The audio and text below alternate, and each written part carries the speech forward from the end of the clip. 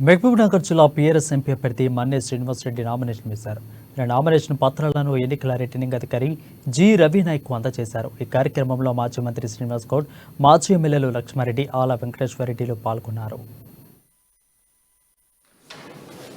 మన్నే శ్రీనివాసరెడ్డి లోక్సభలో ఒక స్థానాన్ని భర్తీ చేయడానికి అభ్యర్థిగా నామినేట్ చేయబడినందున చట్ట ప్రకారము భారత రాజ్యాంగంపై నేను నిజమైన విశ్వాసము మరియు విధేయతను కలిగి ఉంటానని మరియు భారతదేశ సార్వభౌమత్వాన్ని మరియు సమగ్రతను కాపాడగలనని భగవంతుని సాక్షిగా సత్య నిష్ఠతో ప్రమాణం చేస్తున్నాను.